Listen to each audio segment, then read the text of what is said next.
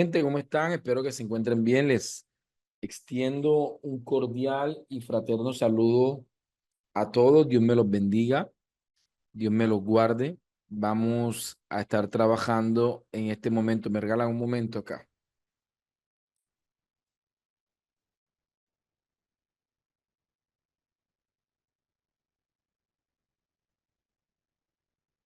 Ok, bien.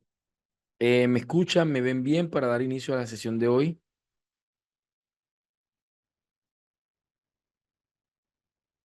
Sí. Ok, ok, perfecto.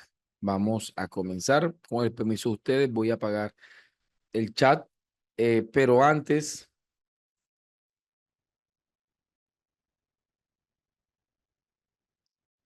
Bien. Ahí la carpeta, esas carpetas no deberían estar allí porque están articuladas o están incluidas en otros elementos del material. Yo las eliminé porque al final terminamos redistribuyendo el contenido de ahí a otras carpetas, pero al parecer a ustedes todavía se les sigue reflejando esas carpetas. Así que voy a revisar para ver, ¿sí? De hecho, voy a incluir otras carpetas, pero esas dos carpetas en particular no deberían estar en el material porque están redistribuidas, ¿sí? Entonces, les pido que me excusen. ¿Vale? Ok. Bien, antes de iniciar, ¿tienen alguna pregunta con respecto a lo que hemos hablado, frente a lo que hemos hablado, primera clase y segunda clase? No me vayan a decir, profesor, mire que es una investigación mixta porque todavía no hemos llegado allá, ¿cierto? Cuando toquemos el tema lo abordamos, obviamente. ¿Sí? Ok, Javier, va. De igual forma, eh, les voy a enseñarles al respecto, ¿ok? No, claro, atiendo su sugerencia, ¿sí? Bien. ¿Alguna pregunta o damos inicio a la sesión de hoy?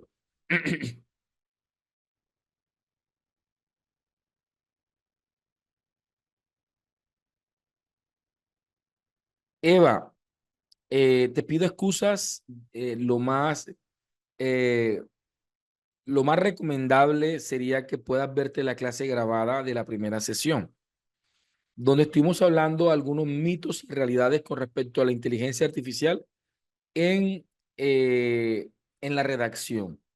Estuvimos viendo los niveles de alucinación, estuvimos hablando de algunos aspectos de curaduría. Ayer profundizamos más en temas de curaduría. Así que te recomiendo muchísimo que te puedas ver la clase o la primera clase.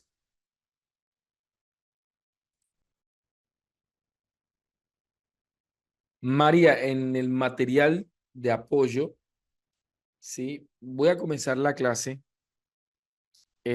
socializándole un poco esto, ¿vale? Regálenme acá un momentico.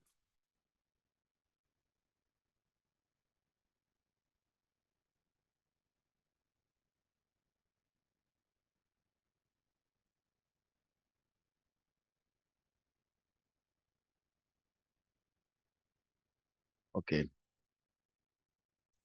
voy aquí a compartirles. En los recursos opcionales para quienes están acá, entra tanto la certificación como este material. Es un material que con mucho amor he seguido construyendo porque no he parado de construir y aunque se acabe el diplomado, ustedes van a tener acceso a todas las actualizaciones de este material, ¿sí? Se abordan desde la introducción del programa, hablamos, aquí están las presentaciones del docente, ¿sí? Que es inteligencia artificial, mitos y realidades, y también van a encontrar videos, ¿sí?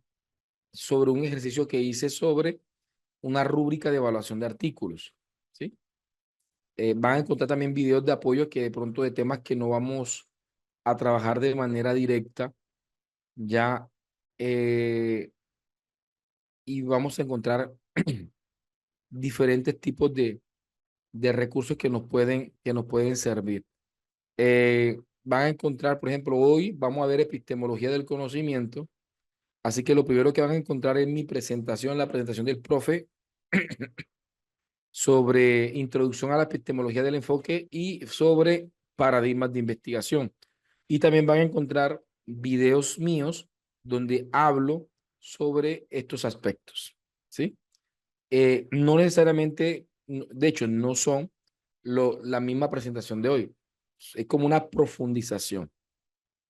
Eh, Aquí hablo sobre la teoría general del sistema, le muestro la presentación que voy a utilizar para ello. Hablamos de la pregunta como ADN proceso investigativo. Va a verse un video de este servidor explicando ese tema. Hablamos de las investigaciones empírico-analíticas. Ahí van a estar, que son las investigaciones cuantitativas. Hablamos, pongo prompt de ejemplos de investigaciones cuasi experimentales, longitudinales. A la medida que voy haciendo, voy montando más.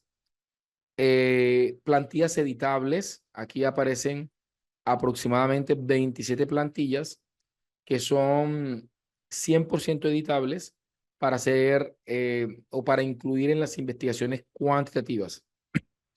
Por ejemplo, la plantilla de mapa causa-efecto que hoy la vamos a utilizar porque responde a las características cuantitativas. Son 100% editables en PowerPoint, no necesitan programas especiales. Si tienen PowerPoint o un programa que permite editar archivos PPTX, como por ejemplo OpenOffice, LibreOffice o Google Slider, creo que es, les permitirán modificarlo sin ningún tipo de inconveniente. ¿Ya? Así, de hecho, son 27 archivos, la mayoría tienen más de 30 diseños. Quiere decir que solamente allí estamos hablando de más de 500 plantillas editables que pueden integrar en sus investigaciones para hacer sus presentaciones, sus defensas de manera más óptima. Para presentar datos cuantitativos, hay plantillas 100% editables. Y esto mismo pasa para investigaciones interpretativas y para investigaciones sociocríticas. Son archivos 100% editables, ¿sí? La mayoría tienen más de 30 plantillas, por eso atrevo a decir con mucha certeza que tienen más de 500 plantillas editables solamente para investigaciones cuantitativas. Y así van a encontrar libros de apoyo, bibliografías para este tipo de investigaciones en el material de apoyo, ¿sí? Por ejemplo, literatura de apoyo, aquí van a encontrar libros en referencia a las investigaciones cuanti para hacer muestreo, para hacer selección, y videos donde explico un poquito sobre el paradigma, ¿sí? Y pues los pros de ejemplo, como ya se los mencioné anteriormente. Lo mismo va a pasar con las investigaciones cualitativas, interpretativas, ¿sí? Por ejemplo, aquí en las investigaciones hermenéuticas, que son las interpretativas, van a encontrar más o menos una estructura similar. Ejemplos de tesis, para que ustedes puedan ver un par de ejemplos de tesis. Literatura de apoyo, plantillas editables para investigaciones cualitativas e interpretativas. Hoy les voy a explicar cuáles son estas características y por qué estas presentaciones son importantes. Así que vamos a estar viéndola. Les pido perdón por la velocidad, pero el objetivo es no invertir mucho tiempo, simplemente hacer como un sondeo de lo que pueden encontrar en la carpeta de apoyo. Ya en las investigaciones sociocríticas, igual forma, van a encontrar tanto ejemplos de tesis, literatura de apoyo, plantillas para este tipo de investigación y chat completos de prompt hechos en diferentes tipos de métodos. ¿Sí? En el caso del marco teórico y estado del arte, van a encontrar aún más ejemplos de tesis. Aquí hay, no sé cuántas, pueden haber, ¿ves? Aquí nos los va a decir ahora que lo abra. Un repositorio como de ciento, ¿qué? Como de, pero esto debe tener filtro activado. Aquí solamente en este documento hay más de 80 tesis de menos de 5 años, aunque aquí hay un par, pero la mayoría son recientes. que les pueden servir para sus estudios. Sin embargo, también dejo mucho más recursos. A la medida que yo vaya ampliando, eh, voy allá haciendo revistas para publicar. Van a encontrar archivos que presentan centenares de revistas en las cuales ustedes pueden eh, aspirar a publicar. Entonces, recursos como esos, a manera de complemento, son los que van a encontrar. Tienen más de 10 gigabytes de información que esperamos que complemente lo que estamos dando de manera sincrónica.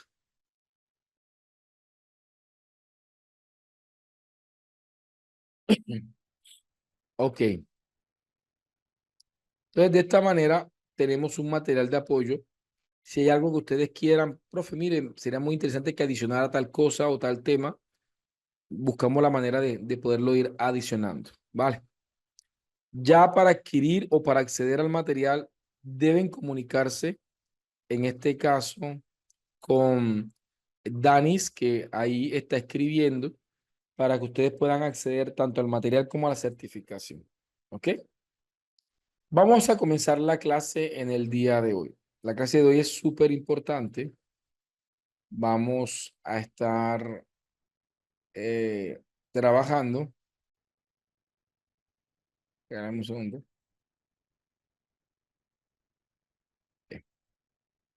Ok.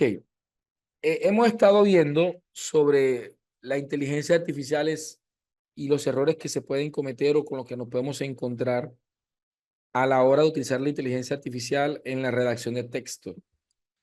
Así que una de las recomendaciones que hacemos a la hora de utilizar la inteligencia artificial, uno es utilizar un lenguaje especializado, lo más específico posible, ¿sí? Lo más técnicos posibles. Darle la mayor información que nosotros creamos que necesita la inteligencia artificial para que pueda responder de manera asertiva lo que nosotros le vamos a solicitar. Siempre solicitar cita y validar las citas y validar el contenido. ¿Sí? Esto hace parte de la curaduría. ¿Ya?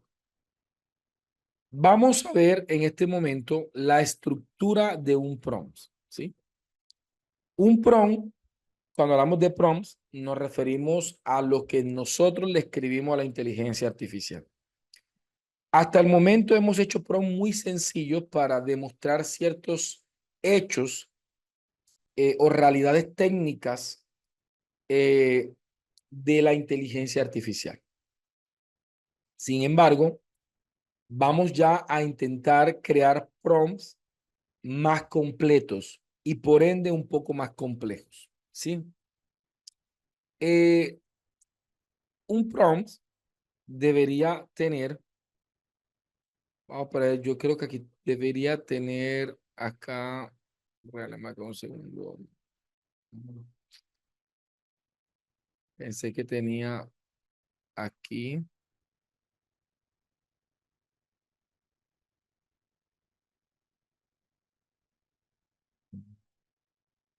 Me regala un momentico acá. A ver si tengo aquí un gráfico.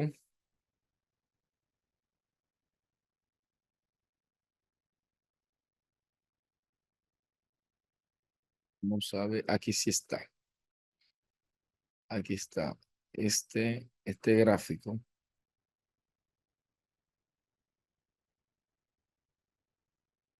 Sí, que vamos a ponerlo acá arriba.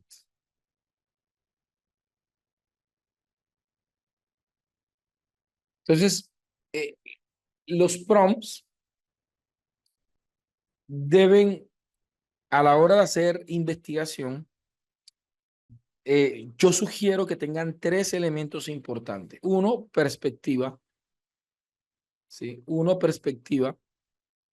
Es importante que la IA reconozca la perspectiva con la que nosotros estamos observando la realidad.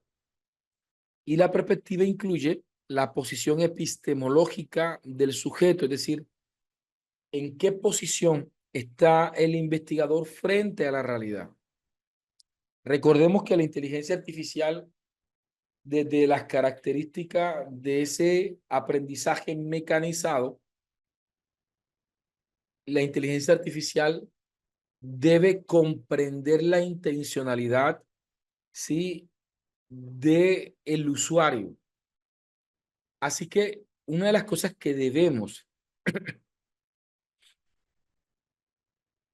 incorporar en nuestros proyectos es la postura epistemológica. Debe quedar claro en el prompt.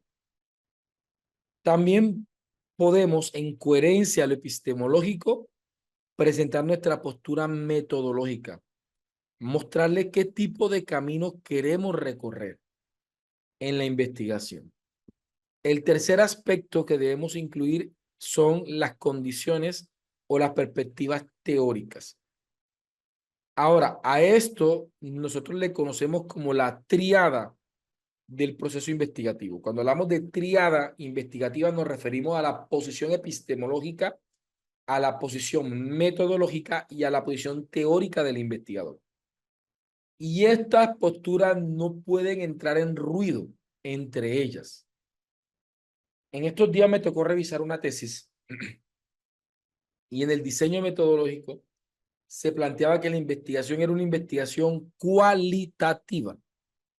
No obstante, en el diseño metodológico, en el método, se planteaba una investigación no experimental longitudinal. Entonces, vamos a darnos cuenta más adelante que allí había un ruido, porque resulta que las investigaciones empírico-analíticas, en este caso las investigaciones no experimentales, no responden a una epistemología del conocimiento cualitativa, sino cuantitativa. Así que tengo que tener mucho cuidado que exista coherencia tanto epistemológica, metodológica y teórica. En una ocasión revisé una tesis en la cual el sujeto quería determinar cómo influía la música en las ondas cerebrales y por ende y podía influir de manera positiva en la resolución de problemas matemáticos. O sea, literalmente, el investigador quería someter a una muestra de estudio a unos estímulos controlados asociados a músicas, a ritmos, a géneros, ¿sí?, a tiempos, para determinar cómo podría estar influyendo eso en su capacidad de resolver problemas matemáticos. Y la idea no estaba mala, de hecho, muy interesante. ¿Dónde estaba el problema, mi gente de ella? En que en el marco teórico y durante muchos momentos de la investigación, él citó autores como Freire, como Habermas, como Girox o Giros, ¿sí? Y eso genera ruido. ¿Por qué genera ruido? Porque Freire, Habermas fueron sociocríticos. Y una de las posturas de estos sujetos es que el individuo, el estudiante, debe ser un protagonista, tiene que ser un actor, valga la redundancia, activo en el proceso. No obstante, este investigador, por el tipo de investigación que quería desarrollar, el estudiante asumió una posición pasiva, es decir, estaba haciendo una investigación muy conductivista porque estaba generando estímulos que provocaran una respuesta en el estudiante, de tal manera que el estudiante frente al estímulo y la respuesta asumía una inconsciencia. Entonces, ¿qué resulta? Que en el marco teórico estoy leyendo y me encuentro puro constructivista, cuando su posición epistemológica y metodológica no va asociada a esa postura. Entonces, eso genera ruido. Entonces, tenemos que garantizar que exista una coherencia discursiva, una coherencia epistemológica, metodológica y teórica en todo el estudio. Debe existir esa coherencia. No hace mucho, en la defensa de una tesis doctoral, me invitan a participar como evaluador y vemos que la persona se presenta y dice que su investigación es de tipo investigación, acción participativa, una investigación cualitativa de carácter sociocrítico. Perfecto. Pero cuando el investigador se paró a defender su tesis, su discurso fue completamente egocéntrico. Yo analicé, yo diseñé, yo hice, yo planeé, y evalué, intervine. Entonces, decíamos, los pares que estábamos ahí coincidíamos en decir que generaba mucho ruido su egocentrismo. Si fuese una investigación empírico-analítica, bienvenido ese egocentrismo.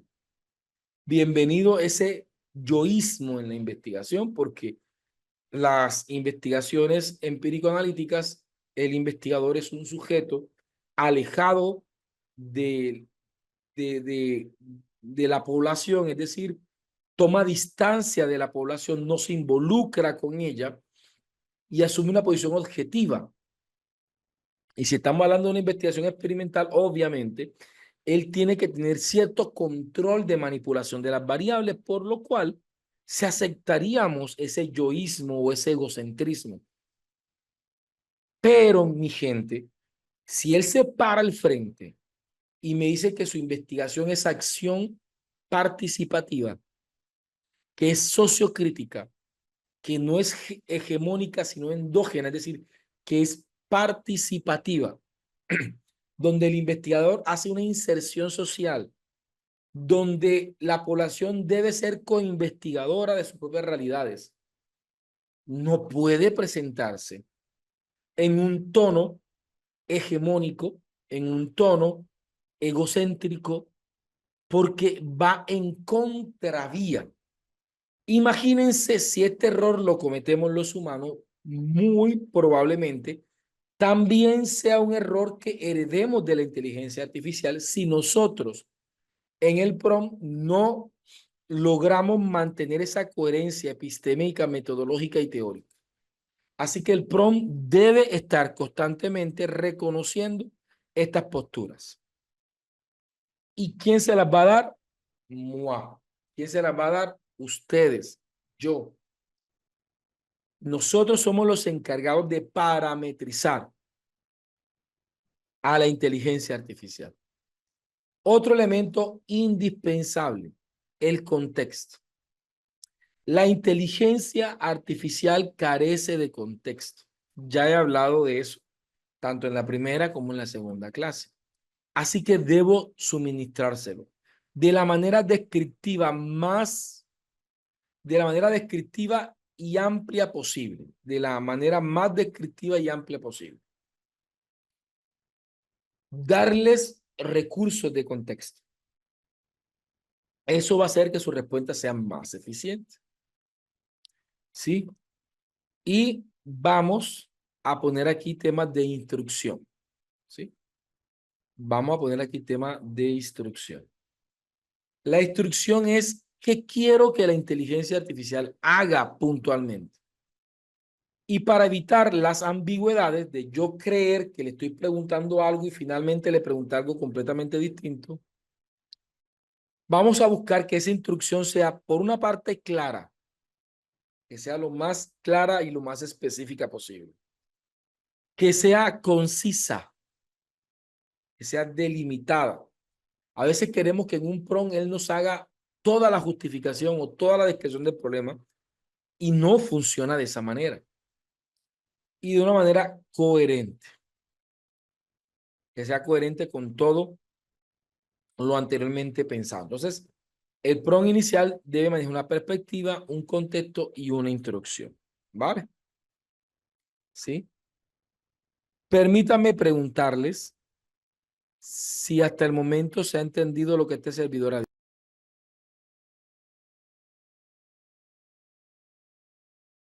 ¿Sí? ¿Se ha comprendido? Bien.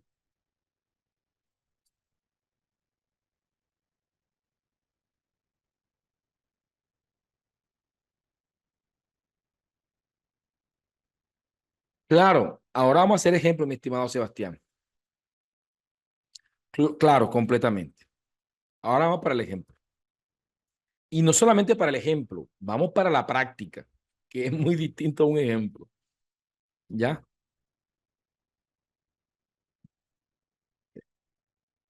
A mí me gusta mucho esa frase de que se le atribuye a Benjamin Franklin, que dice, dime y lo olvido, enséñame y lo recuerdo, involúcrame y lo aprendo.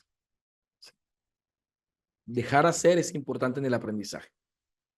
Vale, vamos a continuar. ¿Sí?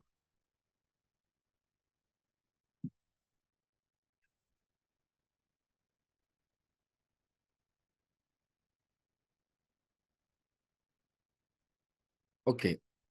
Entonces, para poder abordar esto, vamos a ver una pequeña introducción a epistemología. ¿Ok?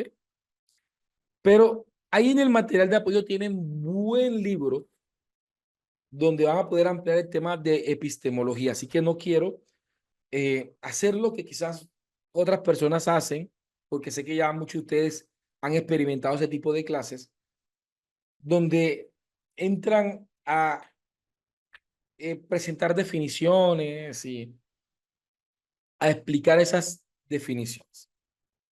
Como constructivista, que creo ser y que espero serlo, soy muy amante de los procesos cognitivos y me gusta estimular en la enseñanza eh, todo el cerebro y eso implica la memoria emocional, la memoria declarativa, que es la memoria episódica, semántica, ¿sí? Como también obviamente la procesal. Y eso implica pues trabajar con las estructuras cognitivas. Así que voy a utilizar recursos como la narrativa, como las analogías o las parábolas que pueden ayudar a comprender los conceptos de manera un poco más sencilla. ¿Sí? Comencemos. Para hablarles un poquito de epistemología del conocimiento y comprender las cosmovisiones de cómo desde diferentes corrientes se puede observar de manera distinta la realidad, quiero comenzar esta clase hablando de una narrativa, hablando de una historia que cuenta Belkis Rojas de Escalona en su libro Metodología de la Investigación, el libro que van a encontrar en el material de apoyo. En este libro, Belkis Rojas eh, presenta el caso de Frederick, ¿sí? Y narra la siguiente historia. Dice que en una ocasión había una investigadora, la cual le proyecta un video a tres sujetos. Una investigadora le proyecta un video a tres personas. El video era del caso de Frederick, ¿sí? En el cual se narraba por enésima vez la confesión que Frederick hacía sobre aquella terrible noche, ¿sí? En el video fue proyectado a tres sujetos, un detective, una psicóloga y un sacerdote. A un detective, una psicóloga y un sacerdote. En el video entra a la escena Frederick, un hombre de edad avanzada, pero de aspecto desencajado, como quien estuviese cargando algo muy pesado en su mente. Frederick comienza a hablar y comienza a confesar lo siguiente. Ella no me vio, estaba dormida o simplemente descansaba sobre el tapete. Yo entré, dice Frederick, y con decisión la tomé y la acaricié en compasión. Mis labios temblaban por el deseo y no pude resistirlo. Dice Frederick, la mordí una y otra vez, no sé cuántas, hasta sentirla desvanecerse ante mí, mientras su sabor embriagaba todo mi ser. No me di cuenta, Eloísa, no me di cuenta de que morías. Lamentaba quejándose Frederick. Te juro que no lo supe, continuó diciendo, solo cuando el néctar divino mojó mis labios y quise con desesperación repetir la experiencia del éxtasis. Solo entonces observé que entre mis manos solo había bagazo, el esqueleto inerte de lo que antes fue. Qué pena. Sí. En este momento, la investigadora detiene el video, ¿sí? Y le hace una pregunta a quienes estaban viendo el video. Pidió su opinión sobre el testimonio de Frederick. De esta manera, el detective toma la palabra y dice, ve, es claro que este hombre aparentemente ha asesinado a alguien. Una mujer, al parecer, ¿sí? Eh, por su testimonio fue un acto de canibalismo. A todas luces es un crimen pasional.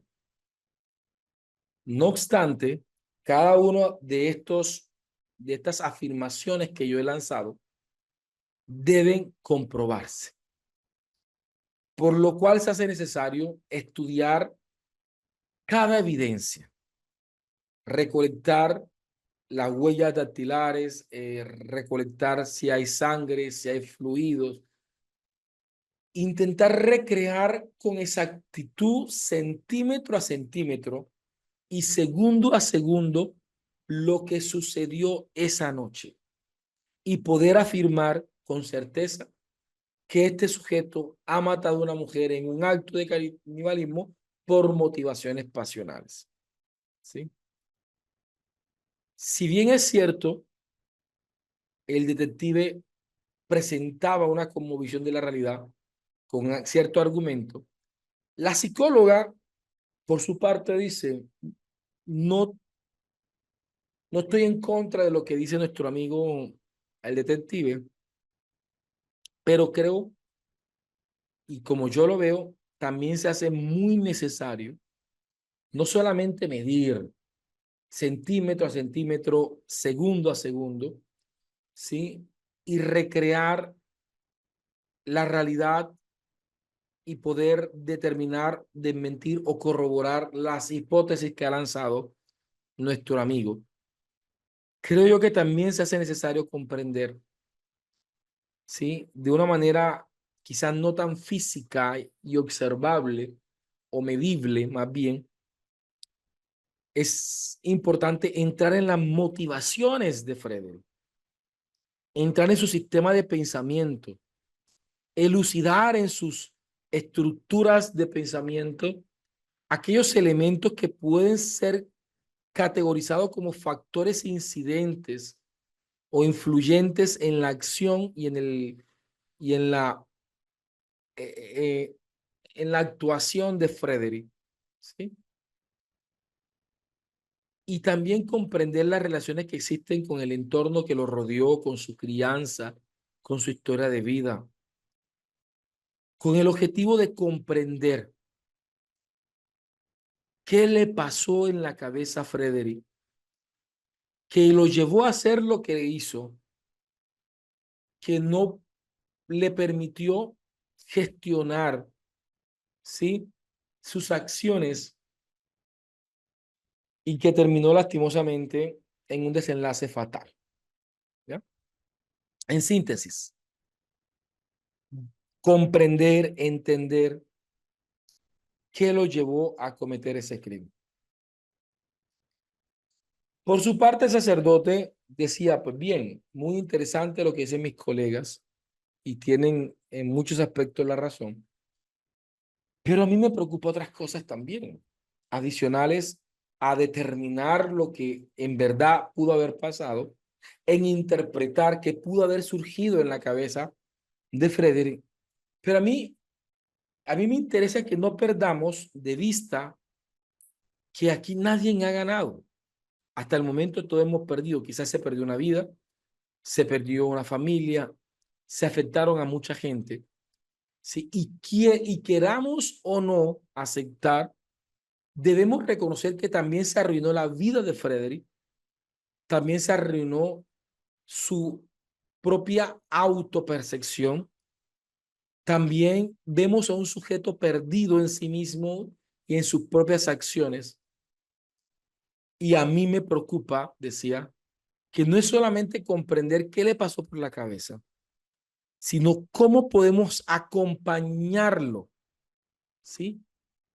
A una movilidad de los estados de conciencia. Que Frederick tome conciencia de la situación en la que se encuentra, porque al verlo pareciera que él habla del hecho, pero que no es consciente de lo que en verdad sucedió, de lo que esto implica para las personas que rodeaban, ¿sí?, a Eloísa y de él mismo como sujeto y como persona.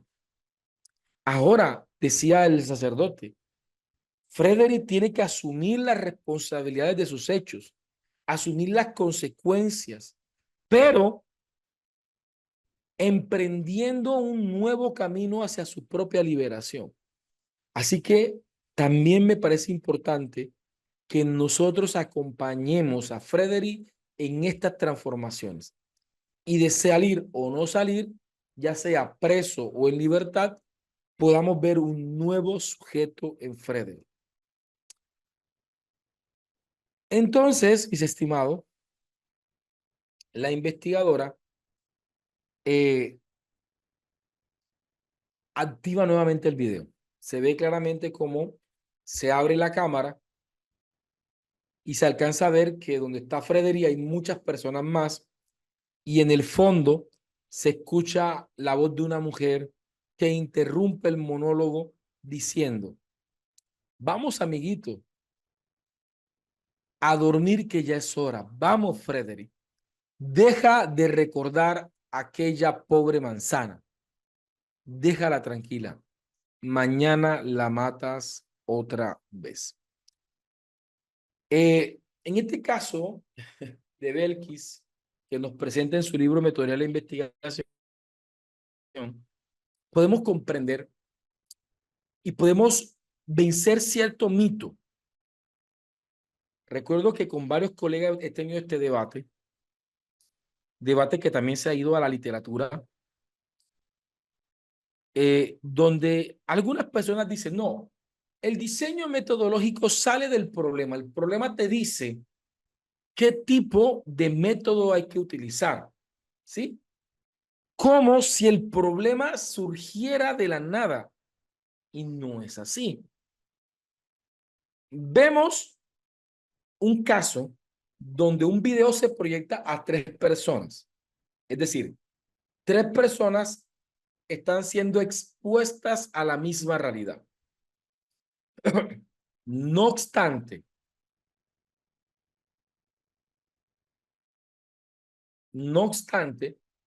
cómo cada uno de ellos percibía esa realidad cambiaba. ¿Y por qué cambiaba? Por la propia cosmovisión que ellos tienen, por los paradigmas a los que ellos respondan. Así que se hace evidente diferenciar, ¿sí?, el problema de la problematización. Obviamente, la problematización surge de un problema, pero también se distancian en ciertas características. Permítanme ponerles un ejemplo. Tengo este lápiz y este lápiz se me perdió. Resulta que este es ya el 25º lápiz que he perdido durante este año. 2 meses y ya he perdido 25 lápices. ¿Sí? Y si hablo del año pasado, pues también voy a encontrar muchos más lápices que se me han perdido. Y yo puedo describir el problema, puedo decir, hombre, se me perdió el lápiz, la última vez que lo vi lo tenía en tal parte, lo más probable es que de pronto O sea, comienzo a describir cómo se me perdió, qué se perdió, cuántas veces se me ha perdido y puedo investigar cuántas personas como yo se le viven perdiendo lápiz y presentar estadísticas del número de lápiz que se pierden en el año y puedo describirlo, ¿cierto? Pero aunque el problema sea el mismo para varias personas que se le ha perdido un lápiz, la formulación del problema puede variar según la intencionalidad. Yo puedo preguntarme, ¿de qué manera se me perdió el lápiz? Y eso va hacia una intencionalidad. Si yo me pregunto, ¿cómo hago para que ya no se me pierda más lápiz? No me interesa saber cómo se perdió. De hecho, ni siquiera me interesa recuperarlo. A mí lo que me interesa es que no vuelva a ocurrir. Ah, si me pregunto, ¿cómo logro recuperar mi lápiz? Ya aquí tengo una intencionalidad. No me gusta. O sea, yo en este momento estoy decidido en encontrar el lápiz que se me perdió. O puedo preguntar, ¿sí? ¿Cómo logro comprar un lápiz con las mismas características?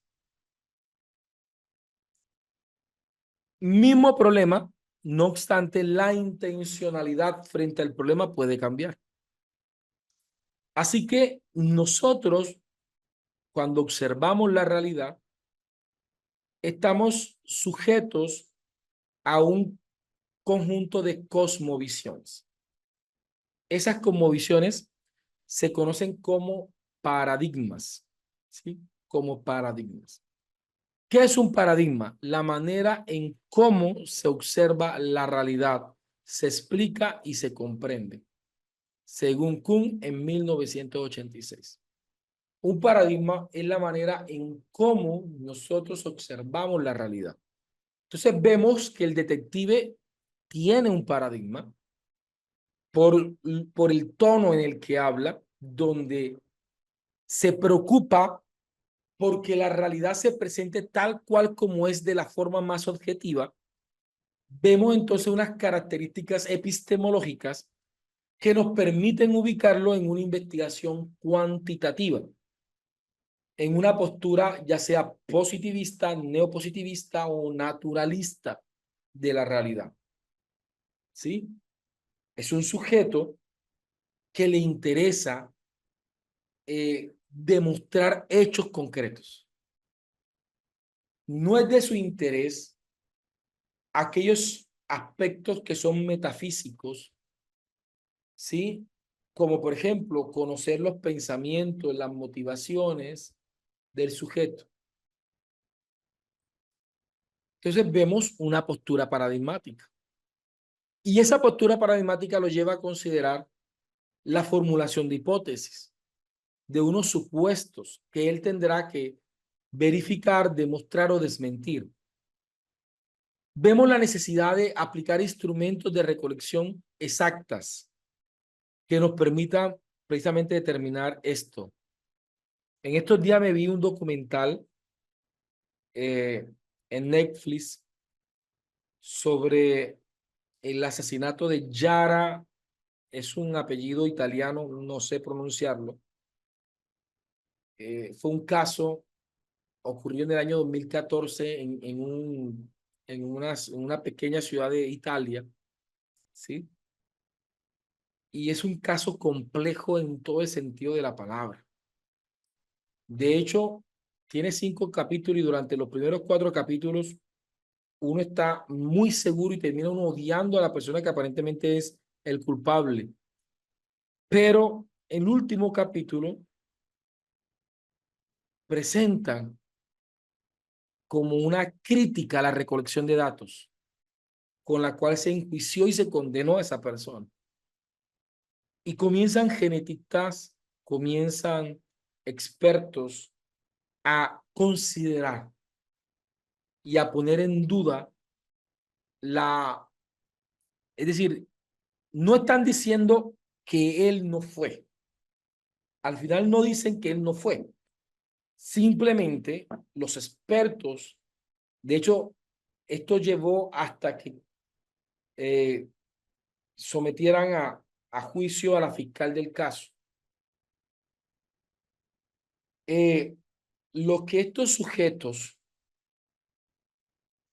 querían decir no era que él no había hecho eso, simplemente que la recolección de los datos, ¿sí? Como el análisis, por ejemplo, ojalá se lo puedan ver, porque como investigador la disfruté mucho, porque, porque hablaban, pues se alcanza a ver cómo se puede sesgar aún el análisis de datos cuantitativos. Entonces decía, pues bien, si bien es cierto, su teléfono estaba en cierta zona que coincide con la zona del asesinato, pero curiosamente, es decir, al principio no se analizó así, pero ellos decían, pero es que curiosamente la casa donde vivía el individuo también está en el mismo sector, así que pudo haber tanto estado donde fue el crimen, como también estado en su casa viendo televisión, ¿sí?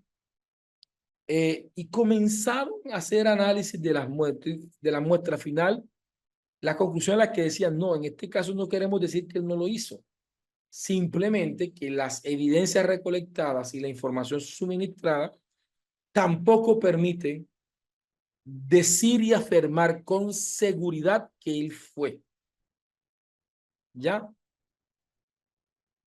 Y, y es un tema bastante delicado. Entonces, la posición paradigmática positivista asume que la realidad debe ser observada tal cual como es. Así que cuando yo voy a asesorar una investigación, lo primero que intento es reconocer las posturas paradigmáticas del sujeto que está investigando. Entonces yo le digo, mira, no me digas lo que ya tienes redactado, dime qué quieres tú. O sea, ¿qué quieres? Entonces yo hago cuatro preguntas, ¿sí? ¿Qué quieres investigar? ¿Por qué quieres investigar eso? ¿Cómo te gustaría investigarlo en términos de qué quieres obtener con la investigación? ¿Sí? ¿Y qué relación él tiene con ese objeto de estudio? Y a partir de esas preguntas, logro comprender si la persona tiene una posición paradigmática que va más hacia lo empírico analítico, hacia lo cuantitativo, o es una postura que va más hacia lo hermenéutico, hacia lo interpretativo, o si es una posición un poquito más sociocrítica, o si es una posición un poquito más emergente o compleja. Entonces, el paradigma juega un papel fundamental. Entonces, vemos del detective una posición paradigmática, que puede ser muy empírico-analítica. De la psicóloga, y con esto no pretendo decir que todas las psicólogas y todos los psicólogos sean hermenéuticos, hay muchos que son empírico-analíticos, que son exactos, que son cuantitativos, pero esta psicóloga en particular, nuestra psicóloga, en ese caso se manifestó como una mujer con una cosmovisión interpretativa de la realidad, ¿sí? Y finalmente tenemos al sacerdote, que en este caso representa una cosmovisión sociocrítica de la realidad, donde no es suficiente ni medirla ni entenderla, sino que buscamos transformarla desde procesos de emancipación, ¿ya? Entonces vamos a ver un poquito. Entonces vamos a aprender a redactar un prompt considerando estas características, ¿ok? Perfecto. Permítanme hacer una pausa y coméntenme. ¿Se entendió este ejemplo de la epistemología de los paradigmas? ¿Sí?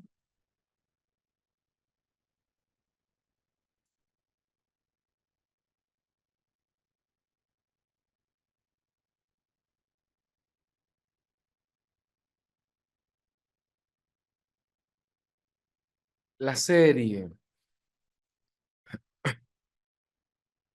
Pues, si la serie es de un caso real. Esta fue la serie de Netflix sobre el caso de Yara Gambiracio. Así se llama el caso. Bueno, es este. El caso de Yara Gambiracio. más allá de toda duda razonable. ¿Sí? Y me pareció, son 5 capítulos y me entretuve el fin de semana. Lo comencé a verme el fin de semana pasado y me lo terminé de ver este fin de semana y me pareció muy interesante. ¿Sí? Eh, y pues bien, tiene una narrativa muy intencionalidad, con mucha intención en ese aspecto. Dice,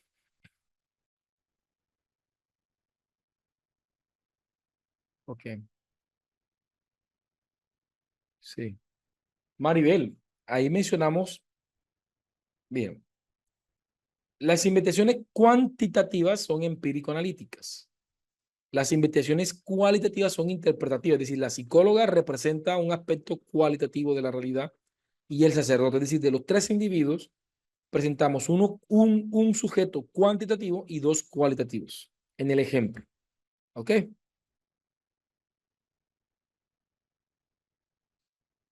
Ok. Dice JC, sí se entendió, pero tengo una duda.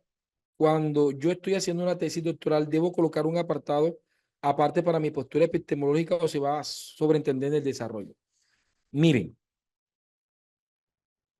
durante toda la investigación, de manera implícita, en el tono de redacción debe estar siempre presente la postura epistemológica, metodológica y teórica.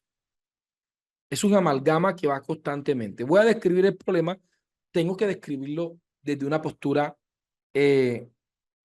postura empírico-analítica, ¿sí? Desde una postura empírico-analítica.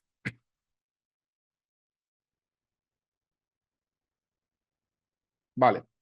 César dice, ¿el naturalismo sería positivista o interpretativo y por qué? Cuando me refiero al naturalismo, me refería al naturalismo de Darwin, ¿sí?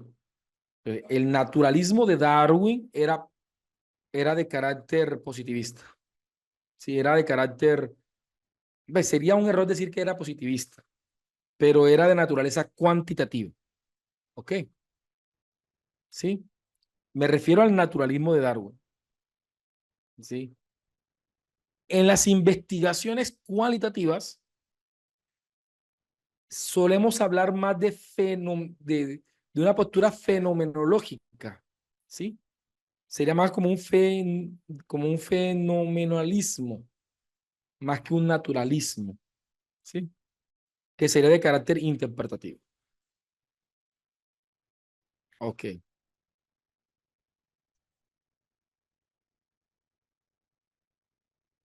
Dice Víctor, sí entiendo, pero explique un poco más que estos paradigmas se aplican más a un tipo de carreras que a otras, más que carreras tipos de investigación. Claro, pueden existir cierta relación entre los paradigmas con las carreras. Bien, acabo de utilizar un recurso que es un recurso metafórico y parabólico, es decir, una parábola, ¿sí? Obviamente la parábola no busca en este momento conceptualizar todavía lo que son los paradigmas, para allá vamos, ¿cierto? No obstante, la parábola también procura que quien la escuche logre buscar cierta relación y asociación. No se me queden en el plano de las carreras. Traten de extrapolar este ejemplo a la investigación, que es lo que nos gustaría pues trabajar. ¿Veis? Profe, si la investigación es enfocada, vamos para ver aquí, dice, si la investigación es enfocada a lo jurídico de metodología cualitativa, ¿cuál será el paradigma? Bien, no se queden en la relación, no se queden en la relación, no se queden en la relación carrera-paradigma, ¿oyeron? Pongamos el ejemplo. Eh, un abogado, si bien es cierto por sus características profesionales, tiende a ser hermenéutico, de hecho, literalmente hasta es un campo de estudio del derecho, de la hermenéutica, de las leyes, de la jurisprudencia, ¿cierto? Pensemos en este momento en un fiscal, ¿sí? Pensemos en un fiscal que debe acusar y debe no solamente tener una comprensión y una interpretación de los jurídicos, sino que tiene que tener la capacidad analítica de poder jugar con las evidencias, es decir, de poder determinar a partir de los datos recolectados, que muchos de estos datos son de carácter empíricos. Entonces, no podríamos reducir a un abogado a que es un interpretativo siempre o a un empírico analítico siempre, no. Dependiendo la investigación y dependiendo el rol que asuma en esa investigación, le va a tocar asumir de pronto ciertos, eh, eh, pues ciertas hermenéuticas de carácter documental, de carácter jurídico, pero también del carácter empírico, donde va a tener que hacer análisis de datos para poder entonces a partir de ellos hacer una hermenéutica, una interpretación de las leyes que permitan de pronto acusar lo que deba desarrollar. Vale. Sí.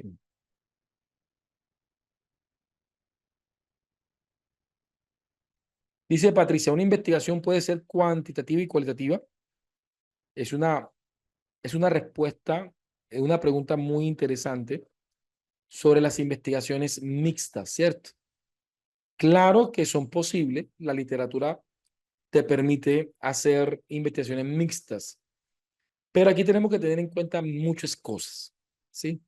Pero para no hacer aburrido la clase y extenderme en un discurso oral, vamos a hacer un poco de práctica, ¿sí?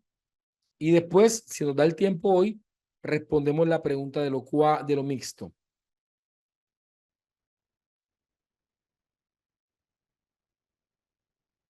Vale, perfecto. Vamos a hablar un poquito entonces de esto. Entonces, eh, un paradigma lo definen cuatro elementos importantes. Uno, eh, el paradigma define el propósito de la investigación. ¿Qué queremos con la investigación? ¿Qué queremos con la investigación? Entonces, por ejemplo,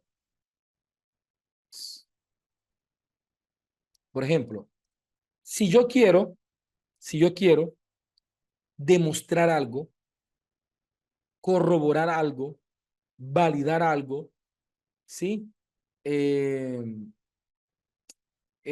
generalizar algo, si quiero evaluar algo, analizar desde lo concreto algo, una realidad, determinar algo, identificar algo, estas intencionalidades tienden a ser cuantitativas, tienden a ser empírico-analíticas, tienden a ser positivistas o neopositivistas, ¿sí? Tienden a irse por ese tipo de pensamiento.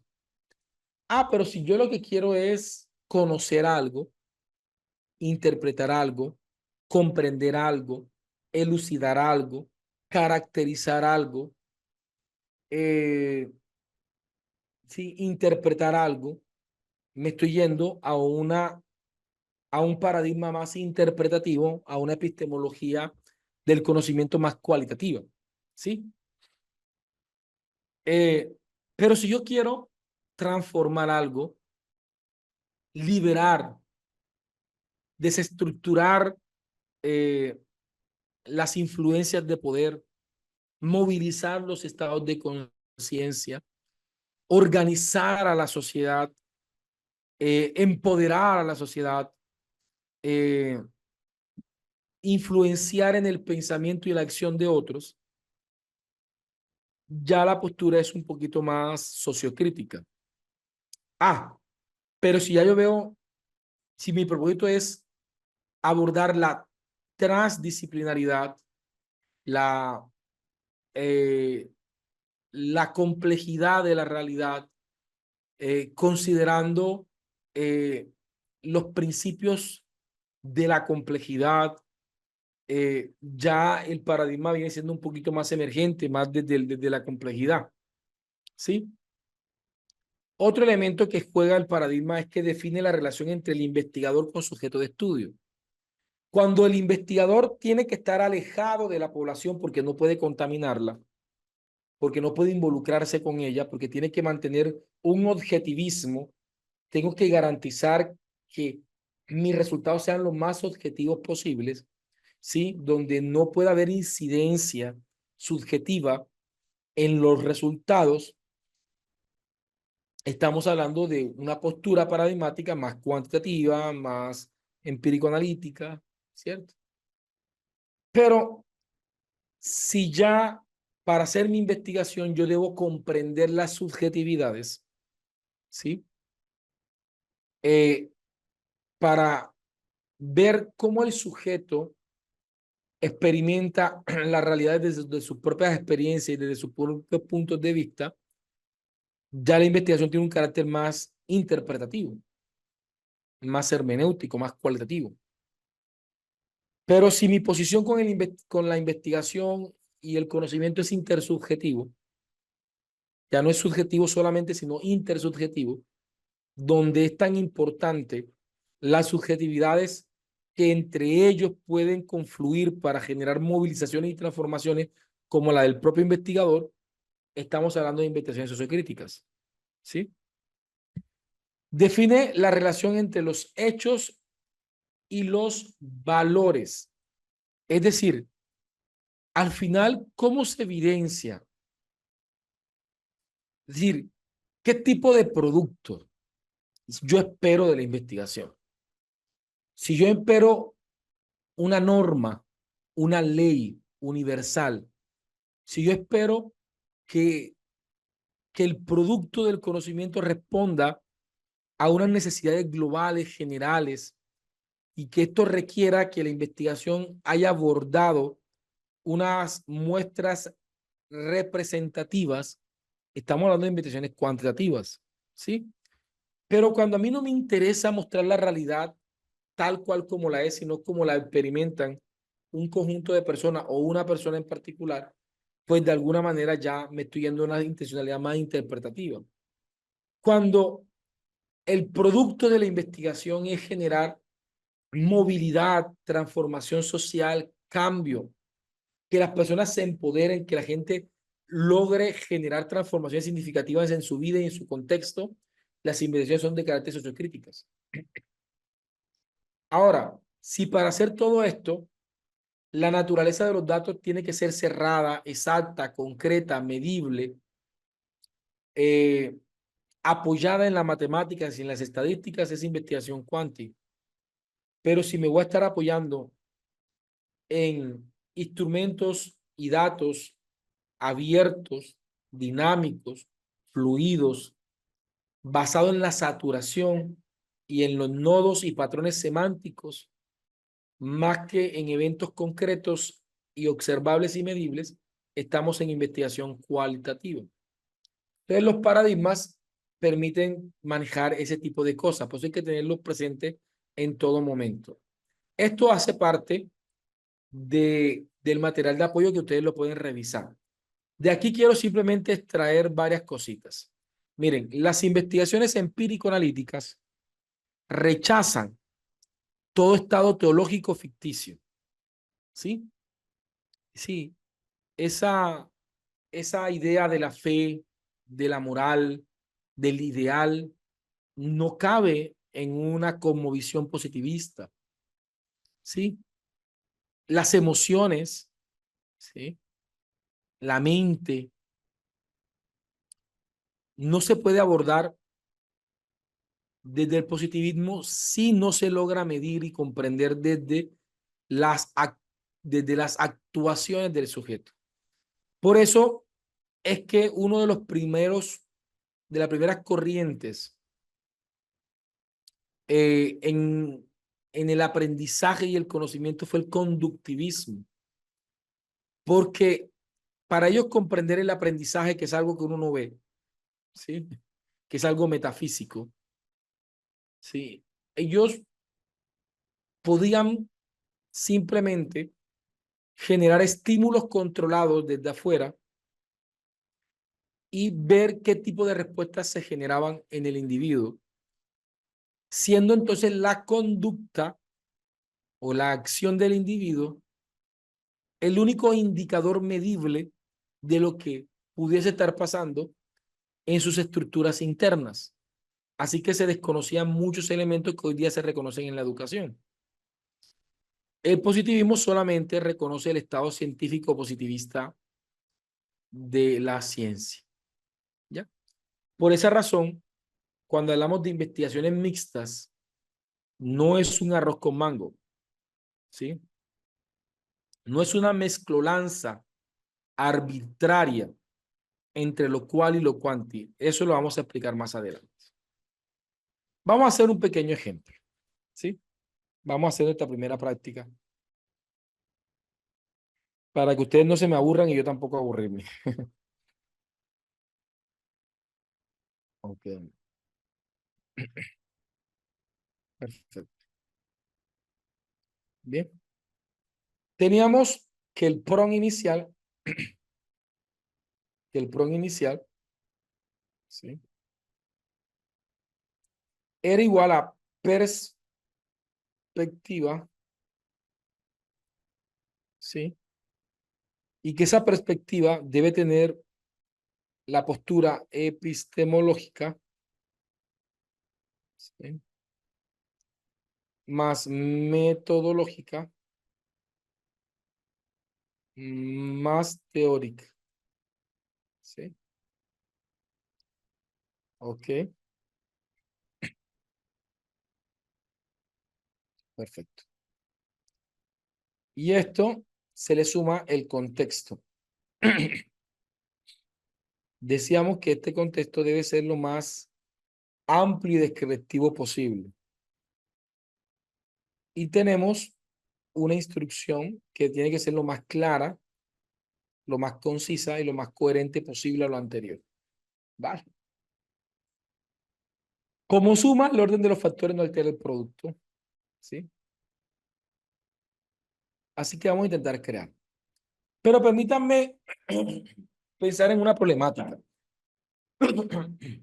Imaginémonos que hay una institución X, una universidad, ¿ya? Vamos a comenzar por el contexto, ¿sí? Voy a comenzar con el contexto. Regálenme acá un segundo. Vamos aquí a dictar.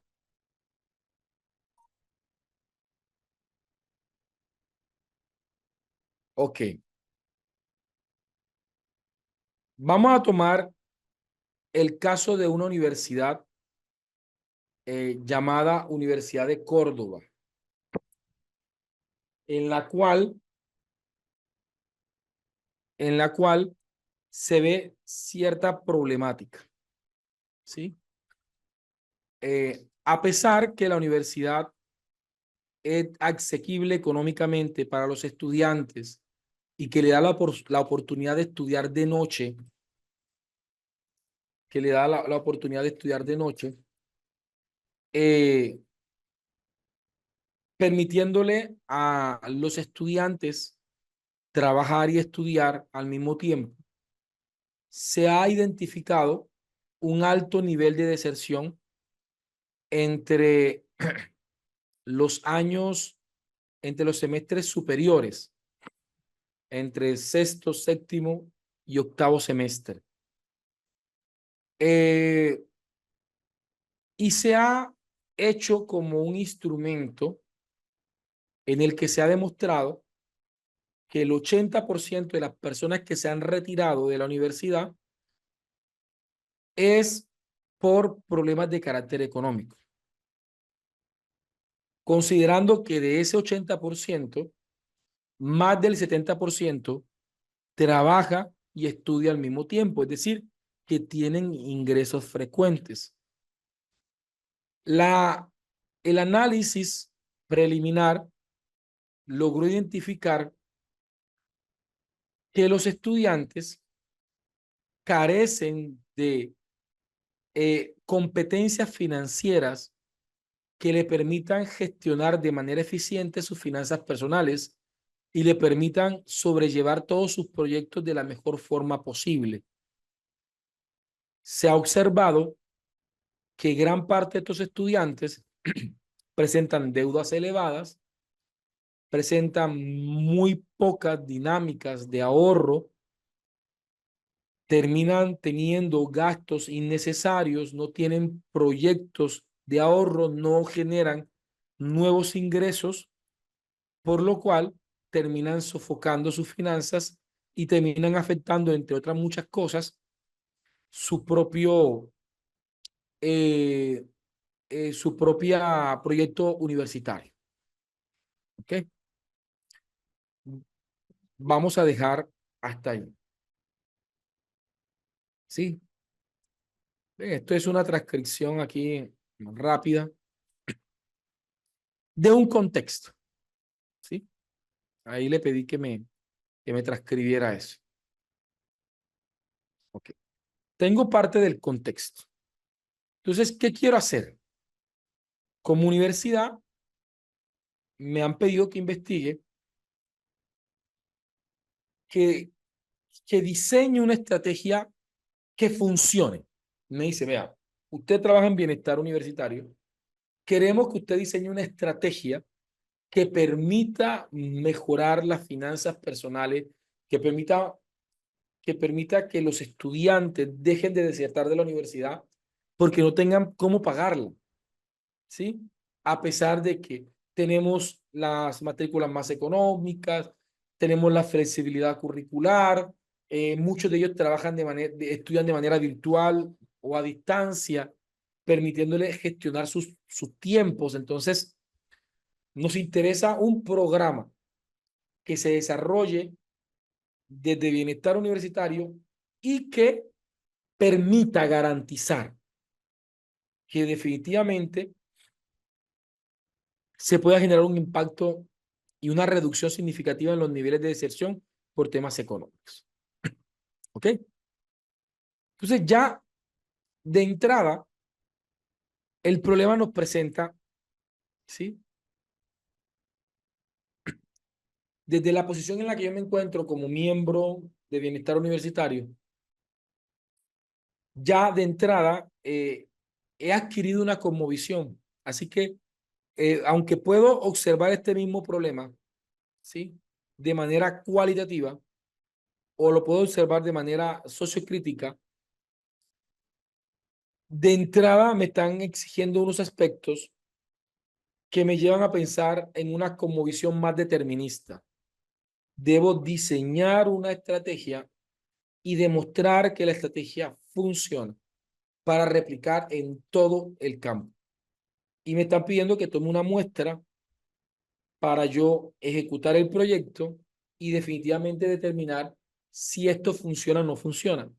En el caso que funcione, pues se va a aplicar a nivel universitario completamente, en todos los programas. Y van a haber inversiones mucho más amplias y mucho más grandes. ¿Ok? Entonces tengo algo de contexto. Vámonos hacia las perspectivas. ¿Sí? ¿Ok?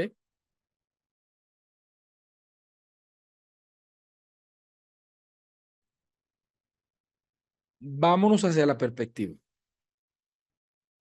¿Sí? Voy aquí, para no perder tiempo con esto, voy a hacer algo aquí con ChatGPT. Me regalan un segundito. ¿Ok? Toma el siguiente texto. ¿Sí? Y realiza una modificación semántica. Incluye puntuaciones, preservando las características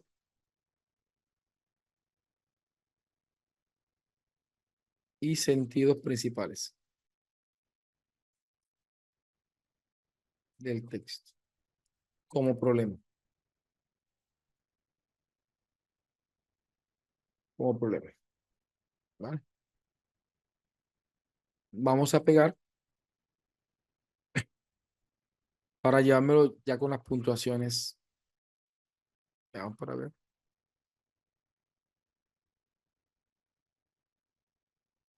Bien.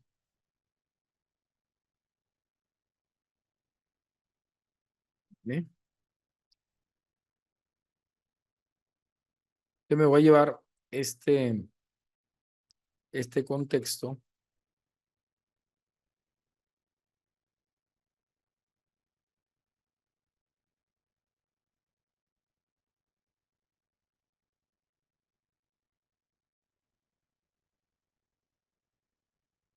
Vamos a llevárnoslos. Vale. Aquí tengo el contexto ya mejor redactado. Lo transcribí.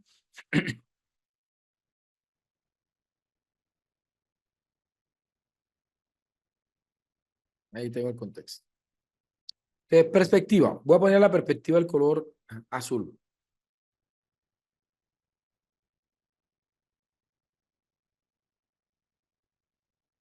Comencemos.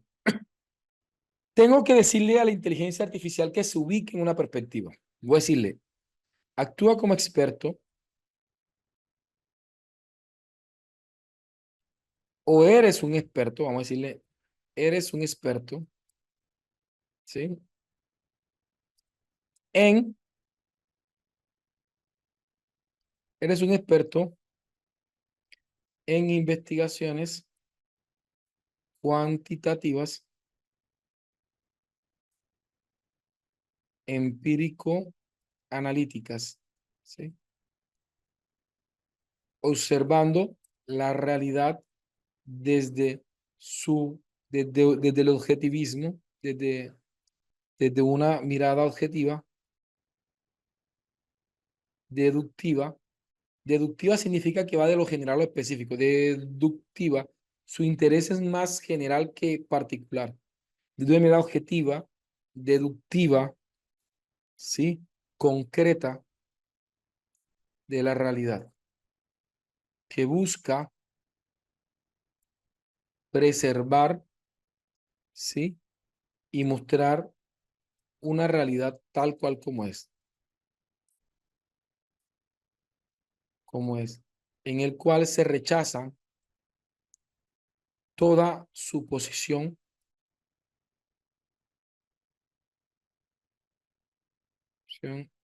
e interpretación subjetiva o metafísica de la realidad. Aquí le estoy dando la posición eh, epistemológica. ¿Qué más voy a decir? Punto, realidad, la cual debes observar de manera concreta basándote en datos numéricos y estadísticos. ¿Sí? Bueno, aquí la estoy parametrizando. Esto lo puedo ampliar mucho más si quiero. Vale, esto es epistemología. Punto, metodología. ¿Sí? Igualmente, eres experto en,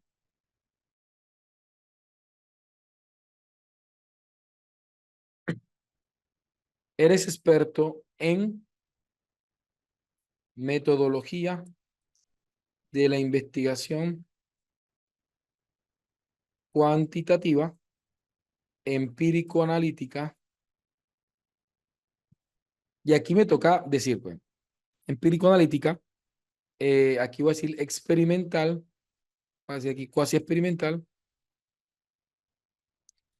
¿Por qué cuasi experimental? Porque me va a tocar manipular una de las variables. Me están pidiendo que yo haga un programa eh, con unas características que vamos a estar repensando, que vamos a estar eh, analizando y fundamentando, con las cuales esperamos tener unos resultados determinados, ¿sí?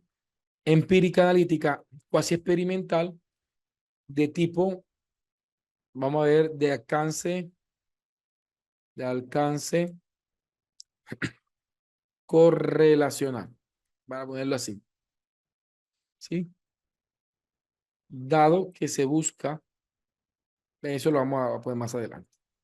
Aquí lo acabo de decir metodológico. Ahora viene lo teórico. Entonces le voy a decirle punto. Asimismo, eres experto en en competencias financieras, inteligencia financiera,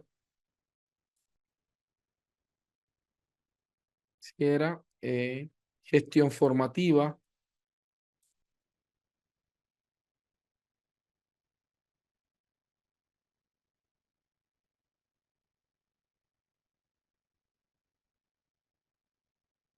gestión formativa,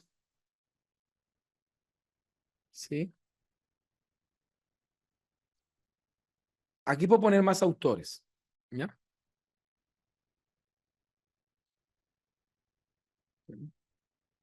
Vamos a hablar hasta aquí.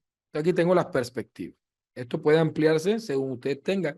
Una cosa interesante de perspectiva es que yo pueda juntar un libro, ¿sí? Yo le puedo decirle a juntar un libro, por ejemplo,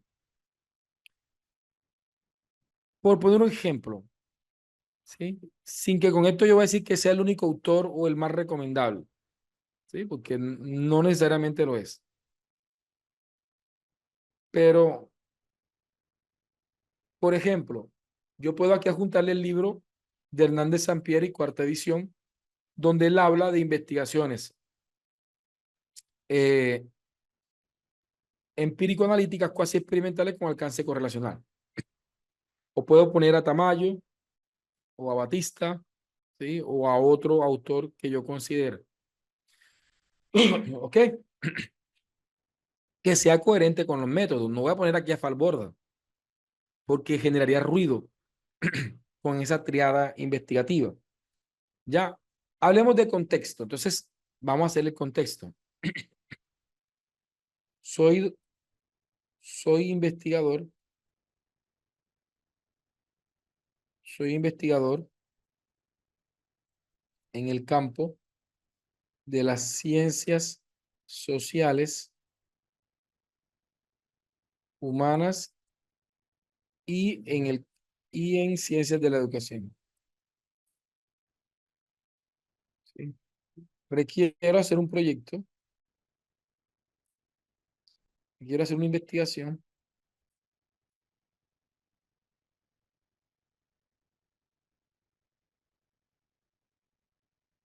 requiero hacer una investigación en la cual se diseñe y valide un plan de formación para estudiantes universitarios que les permita mejorar sus finanzas personales, considerando que, considerando que, considerando que en la Universidad de Córdoba, donde se ha identificado una probabilidad genética, a pesar de aquí les voy a ponerle, este es como parte del problema. ¿Va? Entonces aquí tengo el problema. ¿Sí? Y por último, la instrucción. ¿Sí? Tiene que ser clara, coherente y concisa. Como el objetivo de este primer prompt es parametrizar la inteligencia artificial, eh, me gusta utilizar un recurso que yo, porque no sé si alguien más le llamará así, que yo le he llamado la matriz de Guba. Guba en 1990, para enseñarle a las personas a reconocer la posición paradigmática, construyó tres preguntas fundamentales. La primera pregunta es, ¿cómo se concibe la naturaleza del conocimiento como de la realidad? ¿Cómo se concibe la naturaleza tanto del conocimiento como de la realidad? ¿Cómo se concibe la naturaleza de la realidad entre el investigador y el conocimiento que genera? ¿Y cuál es el modelo en que se construye y desarrolla el conocimiento del investigador? Esto para mí es muy importante a la hora de poder parametrizar la inteligencia artificial. Te voy a llevarme las tres preguntas, ¿sí? Las tres preguntas, ¿sí? Ok, sí. Entonces le voy a poner aquí Este va a ser la instrucción. La instrucción la va a poner de color, pongámosle de color verde. ¿Sí? Vamos a poner aquí de color verde. Yo le voy a decirle, ser lo más claros. Entonces yo le voy a decirle, considerando lo anterior, crea una matriz basada en GUBA 1990, en el cual, en el cual se logre responder las siguientes preguntas, considerando, teniendo en cuenta,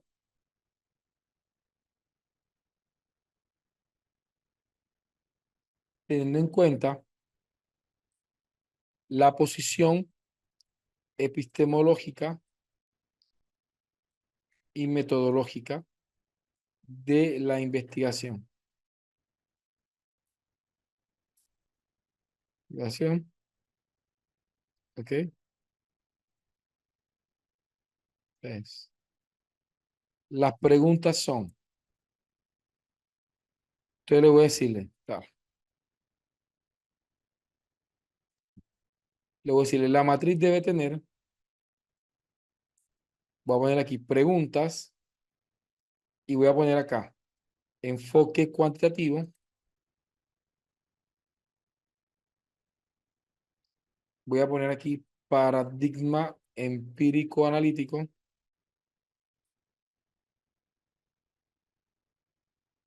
investigación cuasi experimental y finalmente el alcance correlacional. Si nos da el espacio, hacemos lo mismo con una investigación cualitativa, ¿vieron? Sí. No quiero que se aprendan los PROM, quiero que aprendan a construir sus propios PROM a partir de, yo no me sé estos PROM, pero más o menos a partir de la sistematización que se está haciendo, ustedes más o menos saben cómo hacerlo. Entonces, es un PROM largo, pero vamos a utilizarlo. Bien, entonces, yo qué les sugiero a ustedes, ayer lo hicimos, voy aquí a, a volverles a mandar, ¿sí? Vamos a ver si aquí me permite.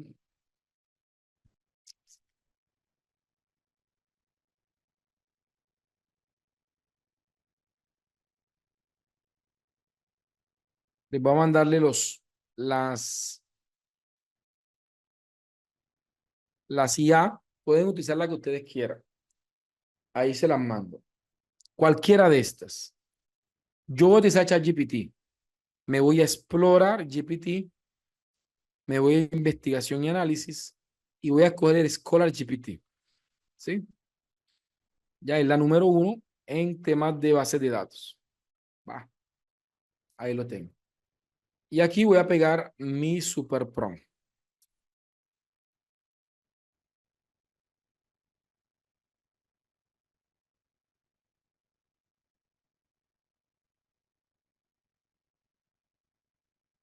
Control C.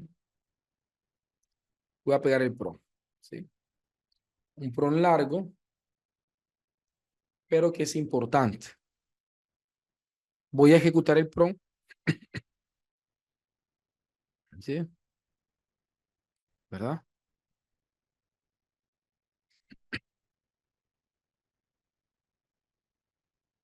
Pero aquí me está creando la matriz. Dice, aquí tienes la matriz basada en GUBA 1990, tú tratas según la posición epistemológica y metodológica. ¿Cómo se concibe? Vamos a ponerla aquí más grande. ¿Cómo se concibe la naturaleza tanto del conocimiento como de la realidad? En el enfoque cuantitativo, la realidad es objetiva, medible y cuantificable. El conocimiento se obtiene a través de la observación sistemática y el análisis estadístico de los datos. Aquí está una posición epistemológica del conocimiento. Paradigma empírico analítico. La realidad es independiente del observador y se rige por leyes causales. Vamos buscando causa-efecto. Se busca descubrir las regularidades y patrones en los fenómenos observados. ¿Ya? ¿Vale? Investigación cuasi experimental. Se manipulan varias variables, se manipulan ciertas variables para medir sus efectos sobre otras, garantizando una aproximación experimental sin aleatorización total, total, que es lo que la distingue de la investigación experimental pura. Alcance correlacional. Se busca establecer relaciones entre variables, específicamente entre las competencias financieras y la permanencia universitaria. ¿Ya? ¿Cómo se concibe la naturaleza en la relación entre el investigador y el conocimiento? El investigador es externo y neutral, sin influir en los resultados. Se minimiza la subjetividad y se garantiza la replicabilidad del estudio. La relación entre observador-objeto, ¿sí? No se permite la intervención subjetiva y la mediación de datos se realiza con instrumentos validados. Desde el cuasi experimento, el investigador establece grupos de comparación para analizar el impacto de la intervención en las competencias financieras. Y desde lo correlacional se analizan correlaciones entre variables financieras y deserción universitaria. ¿Cómo se construye el conocimiento? A través de recolección de análisis de datos, mediante encuestas, pruebas estandarizadas. Se aplican procedimientos sistemáticos. Entonces, toda esta información ya les queda a la inteligencia artificial. Ahora, ¿qué le digo? Bien, perfecto. Revisé y me parece bien. De ahora en adelante, considera lo anterior como tu posición epistemológica, metodológica y teórica. ¿Sí? A lo cual llamaremos la triada investigativa. Vamos a ver. Entonces actualiza su memoria. Entendido. A partir de ahora sumaré la triada investigativa como el marco epistemológico, metódico y teórico de la referencia. ¿Sí? Va. Aquí ya me está actualizando la información. Voy a copiarle este primer prompt para que hagan el ejercicio, para que hagan la práctica. Y vamos a seguir haciéndolo durante las clases. Vamos a ir avanzando en esta investigación, ¿ok? Ustedes pueden adaptar si gustan. Este prompt es bastante largo, así que lo voy a mandar en varios paquetes. ¿Sí?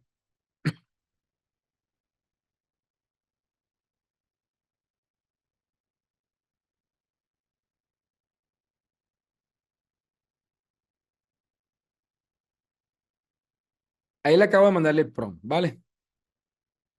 Sí. Ahí está el prompt. Vamos a tomarnos 10 minuticos de práctica para que ustedes lo puedan hacer. ¿Sí? Son las 2:38. Nos vamos hasta las 2:48. Vamos hasta las 2:50 para que tengan el tiempo suficiente para practicar. Voy a, en este momento, activarle el chat por si tienen preguntas que hacerme. ¿Vale? Ok, ahí los tienen. Sí, aquí tengo manito levantada. Ah, ya la bajaron. Perfecto. Ok. Entonces, nos vamos para práctica, ¿ok?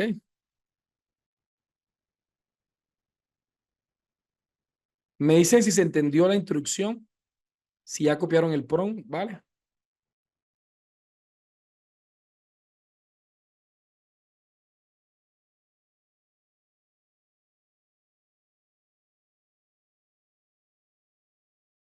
Eh, Sebastián, yo he utilizado la IA para hacer escalas del Likert, claro. Uf, he hecho muchas escalas de Likert con IA.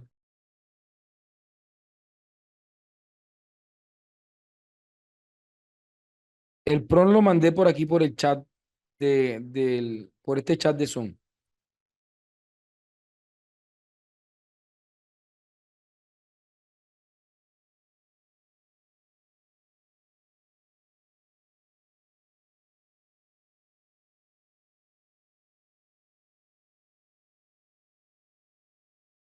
Ok, ¿Cómo le fue? Veamos. Dice, en la parte de poner en la triada se queda posterior a ingresar PRON y en la parte de poner que la triada ya, no me he ubicado. Ya te lo comparto, ¿vale? Bien, Morela, muy buena sugerencia, pero yo no hago parte del grupo de WhatsApp. Lo que puedo hacer es montárselo en el material de apoyo y ya ustedes pueden acceder directamente a todo el chat. Se los voy a compartir en el material de apoyo. ¿Vale? Perfecto. Le dice, buenas tardes, doctor. Soy docente universitario en metodología de la investigación. Excelente el diplomado. Creía que la aplicación de la IA para mí era difícil. Estoy corroborando lo contrario. Gracias. No, gracias a ti por estar aquí. ¿Vale? Perfecto. Dice, buenas tardes, profesor. Tengo una inquietud. A futuro, cuando cualquiera de nosotros creamos nuestro PROM con los parámetros e instrucciones que definen desde la posición que debe asumir la IA hasta los requerimientos de estructuras, normas a cumplir, ajá, seguido por esta investigación, va a ser considerada por la IA solo para ese momento. Sí, solamente para ese chat. Solamente para ese chat. Cuando te salgas de ese chat, esa parametrización deja de existir. ¿Cierto? Deja de existir. Dice Diego, Gemini me respondió esto, soy un modelo de lenguaje, así que no puedo ayudarte con eso. Plop. ¿Ven? Ven. Vamos a probar, vamos a quedarnos. Voy aquí a copiar mi prompt. Vamos a hacer la prueba. Géminis. ¿Qué te pasó, Géminis? ¿Cómo nos vas a salir con esas? De que no puedes, tú no te mandas solo. Vamos para ver. Vamos para ver aquí, Géminis. Géminis, ¿verdad? Estoy aquí en Géminis y voy a copiar el prompt completico. Ah, pero es que me lo está copiando, es que ese es el problema de aquí con, vamos a copiarlo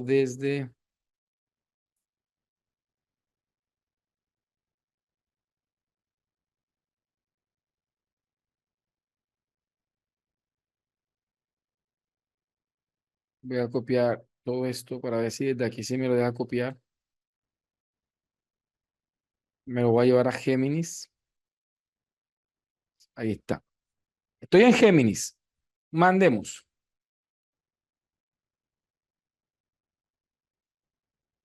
Dice, Géminis. Absolutamente, como experto en investigación cuantitativa, paradigma empírico analítico o sea, Géminis a mí me está respondiendo, creo yo. Se me quedó allí frito, ley.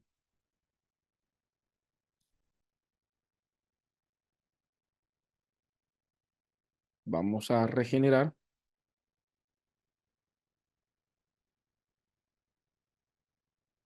Bien.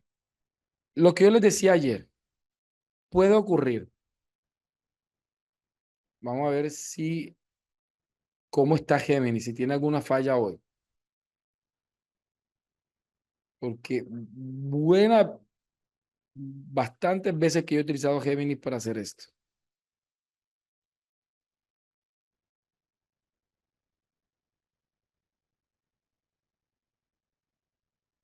Miren, escuchen bien.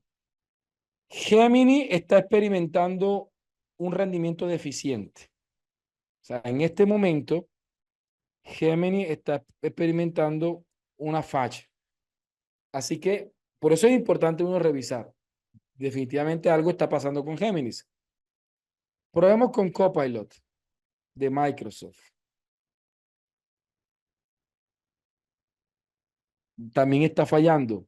No eres tú, soy yo. Dios santo, sentí como si me estuviera terminando. Así como cuando a uno le decían, no soy tú, no eres tú, soy yo. Vamos a ver Perplexity.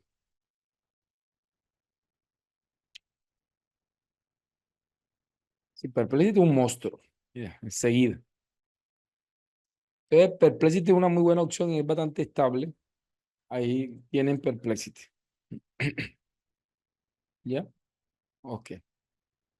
Mañana arrancamos la clase haciendo el mismo ejemplo, pero para investigación cualitativa. ¿Oyeron? ¿Sí?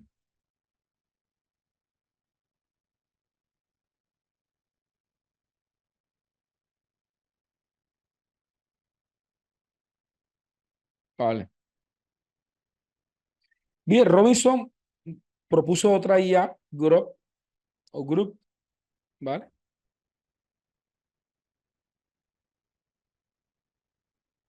Vale. Sí, Luisa, yo respondí plagio, lo respondí el primer día de clase. Expliqué cuándo era plagio, no. Te invito a que puedas revisar esa clase, ¿vale? Porque se explicó de manera amplia, hicimos ejemplos de plagio, sí, cuándo. Ah, ¿me puedes repetir la pregunta, Luisa? De pronto, ¿cuál fue la pregunta exactamente? Repítemela y yo con todo gusto te la respondo, ¿vale?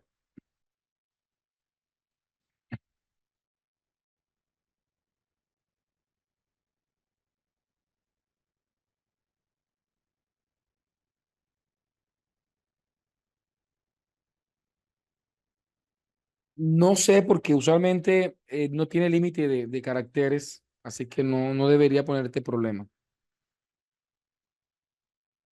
Dice Víctor, yo hice uno cualitativo. Excelente, de eso se trata, de que ustedes puedan adaptar porque es de fácil peso.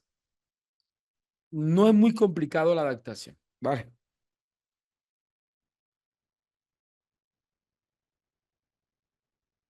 Perfecto.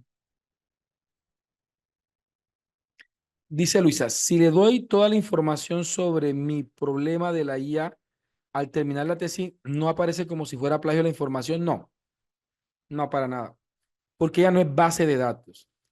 De hecho, Luisa, es más peligroso montar mi tesis en Turnitin, porque si yo en Turnitin no tengo cuidado y activo un botoncito donde Turnitin me pide que cargue eso a la base de datos, si llego por error a hundir eso, cuando presente mi tesis va a aparecer como plagio.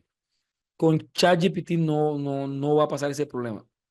Porque si él hiciera eso, si solo cargara en una base de datos, él debería pedir la autorización para montarlo en una base de datos. ¿Sí? Entonces no tengas preocupación por eso, porque no. Y ya lo hemos hecho. Hemos montado capítulos completos de tesis en ChatGPT y después lo pasamos por Perplexity, por Turnitin y no aparece coincidencia. Vale. Bien, pues te vamos a dar por allí. Me están pidiendo por última vez el PROM. El tema es que son bastantes. O sea, vamos a ver aquí.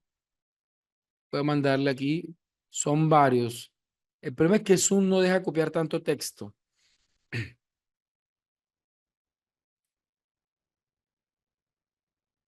Zoom no deja copiar tanto texto. Aquí se lo estoy mandando para poder cerrar la clase en el día de hoy.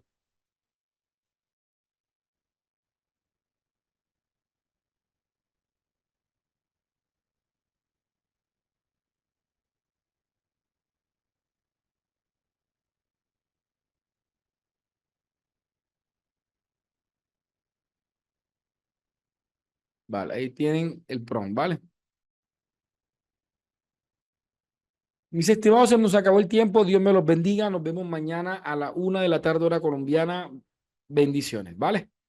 Chao.